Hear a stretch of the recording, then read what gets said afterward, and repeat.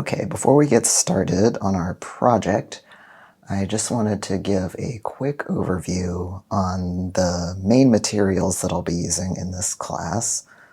This isn't every single item that I'll be using, but it is the main things you'll want to get before starting out. So I'll start with the clay. In this class, I'm going to be using Sculpting Medium Blend. It is a polymer clay. It is a gray color. And this is a clay that you can bake in your home oven, and it will harden up and then you can paint it. It's relatively easy to find and inexpensive. If you can't find Sculpting brand clay, any polymer clay will work just fine.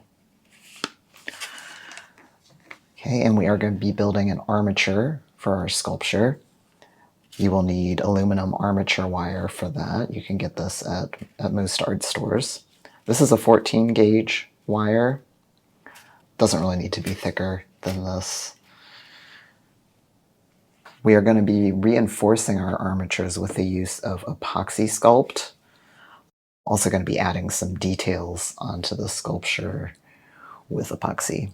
If you can't find epoxy sculpt brand, any epoxy clay will work for that.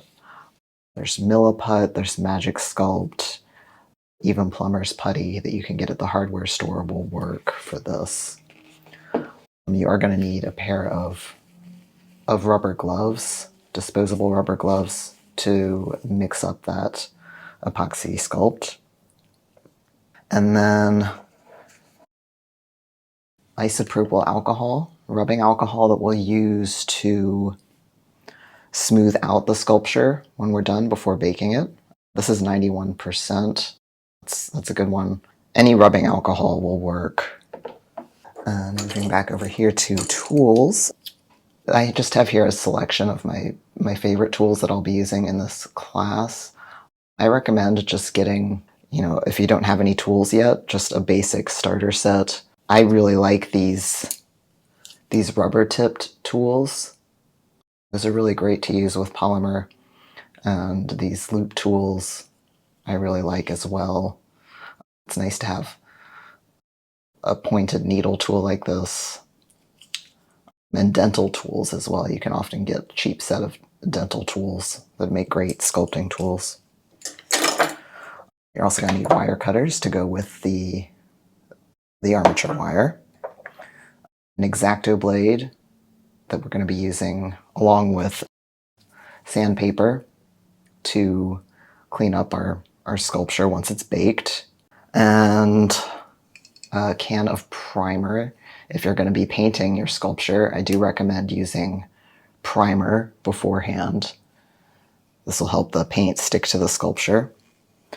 And acrylic paints are excellent for painting polymer. I use Golden brand. Any brand of acrylic paint will be fine. And you also need some brushes, obviously, in a paint palette. I'll be going over paint materials more in the painting section.